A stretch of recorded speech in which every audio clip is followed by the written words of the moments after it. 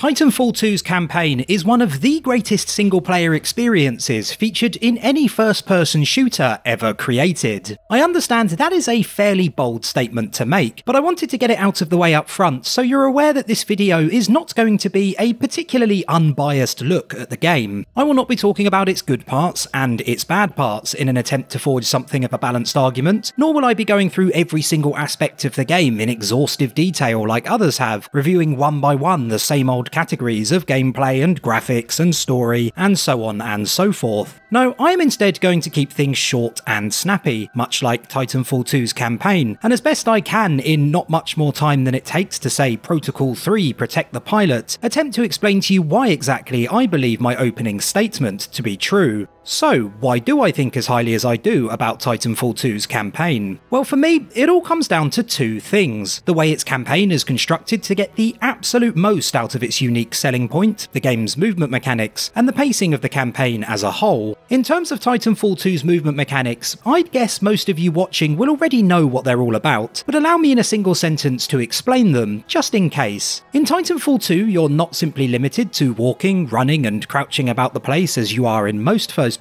shooters, but are also able to run along walls, jump between them and keep going, you can double jump, and even do a pretty nifty slide. Of course, those with more skill than I will ever possess will tell you it's a far more nuanced system than that, and they'd be right. But for the purposes of this video, that briefest of primers should just about do the trick. Oh, and before we move on, it's also worth noting that whether you're talented enough to be able to dart around in the air while barely touching the ground, or get yourself into a bit of a muddle just trying to jump onto a wall, let alone run a long one, Titanfall 2 is an absolute joy to play. Its movement mechanics are, for me, almost unrivaled when it comes to sheer playability. For a lot of developers out there, especially a certain few I will not name, but who I think lack imagination to a startling degree, Ubisoft, creating a movement system as good as Titanfall 2's would have probably been enough. They'd slap together a campaign with some wall running and some platforming and some shooting, cover it in lovely shiny graphics, and Bob's your uncle. And because the movement mechanics at its core would be so fantastic, regardless of the amount of effort put into the rest of the game, what they'd end up with would probably still be pretty gosh darn fun. But Titanfall 2 developer Respawn Entertainment said absolutely not to such laziness, and instead created a campaign which at every turn feels lovingly handcrafted, with the aim of both getting the best out of the game's movement mechanics, while also regularly subverting your expectations. And you know what? They succeeded in spectacular fashion. There are plenty of games I can think of that are very well structured around their most important mechanic, or indeed mechanics, far too many for me to mention them all here, but Respawn didn't just structure their game around its best mechanic and call it a day. If they did, we'd have ended up getting a Titanfall 2 much like the hypothetical example I just described. No, Respawn went that extra mile. It doesn't matter where you look in Titanfall 2, you will without doubt find one or more examples of them going far above and beyond what could possibly be expected. There's the standoff towards the end of the game's third mission, Blood and Rust, which takes place in an arena designed in such a way that you can rotate around it without your feet ever really needing to touch the ground. Into the Abyss's midsection features a dazzling arrangement of moving platforms so well constructed that I think you could remove the enemies from the area and still have a ton of fun simply travelling through it. Effect and Cause is one of the most extraordinary missions I've ever played in a shooter, its first half introducing the idea of time travel and acting as a subtle tutorial, before its second gives you full control over a brand new mechanic which completely changes the way you play the game. The Arc adds a layer of difficulty and spectacle by removing the ground below you as you jump from ship to ship, and of course, who can forget about the smart pistol sequence in the Fold weapon, one of the shortest but also sweetest FPS sequences in recent memory. And that list doesn't even begin to cover all of the weird and wonderful ways Respawn manages to turn things on their head during the game. What I'm getting at here is that beyond simply designing Titanfall 2's missions to make good use of its movement mechanics, Respawn packs the campaign with an unprecedented level of variety. The time travel mechanic in Effect and Cause, for example, is so robust, so incredible, that Respawn could have conceivably not included it in Titanfall 2, kept it in their back pocket, and used it to create an entirely new game. Equally, many of the other twists they threw in could have also been used for much more than a single mission before they began to feel stale, but none of them are. Pretty much every single one of them is used just the once, executed perfectly, and then put to one side before the next mission rolls around. And that never feels jarring, because Titanfall 2's campaign in terms of structure and pacing is also completely and utterly superb.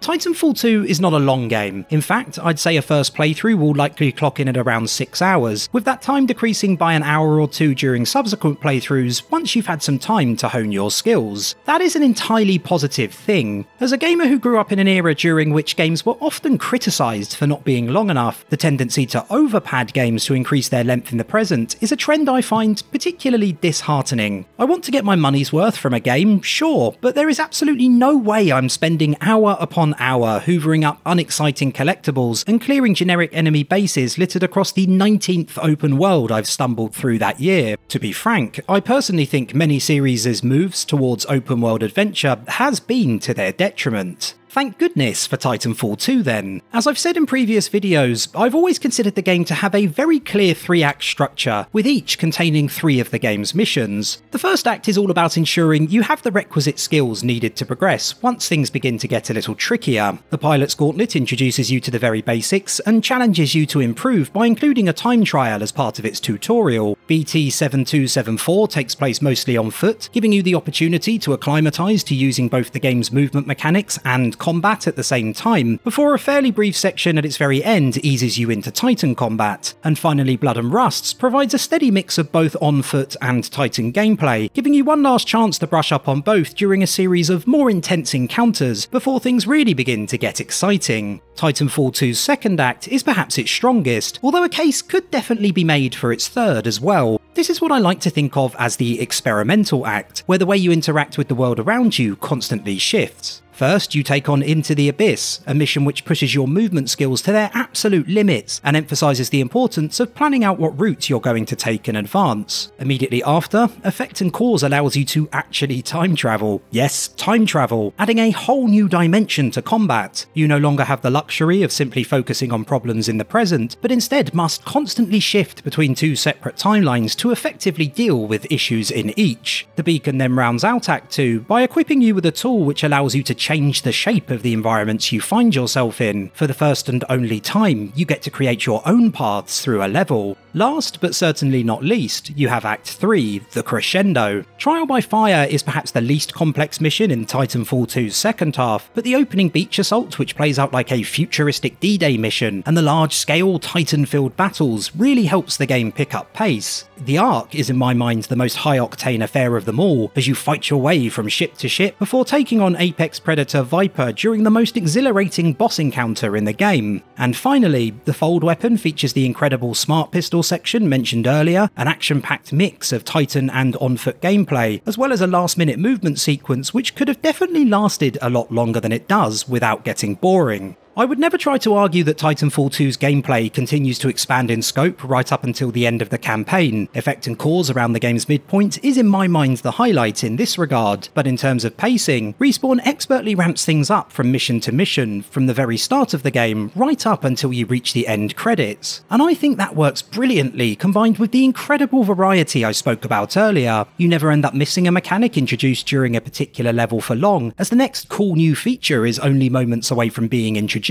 and you never end up dwelling on previous experiences for too long either, as Titanfall 2 moves at such a pace that it's hard not to get completely caught up in the sheer excitement of it all. Call of Duty is a series which I think is similar in many ways. Its campaigns are fairly linear, they rely somewhat heavily on set pieces, and they often throw in clever one-off missions to help keep things fresh, All Gillied Up being perhaps the most famous example. But where Call of Duty will surround the mission like All Gillied Up with several far less uninspiring missions which involve little more than shooting everything in sight, Titanfall 2 does not let up for 1 minute. Almost no moment is wasted, it always feels like something new and exciting is just around the corner, and its relentless pace and constant increases in intensity make it quite unlike any other game in its subgenre, or indeed the genre as a whole. I must also say, my focus on Titanfall 2's variety and pacing isn't a knock against the game's story, or indeed any other aspect of its campaign I've not spoken about during this video. The relationship between Cooper and BT, for example, is very well done, and Respawn's commitment to doing much of its storytelling in-world should also be commended. But for me, it's the variety and pacing which really make it a standout experience, one quite unlike anything else on the market. Ultimately, Titanfall 2 is the video game equivalent of an action movie and a truly unique experience. And honestly, while some may find it to be almost too adrenaline fueled, I wouldn't change it for the world. Thanks for taking the time to watch the video, boys, girls and pilots. If you enjoyed it, do consider letting me know your thoughts, liking, subscribing and all that other good stuff that helps the channel grow, and fingers crossed, I'll see you all again soon.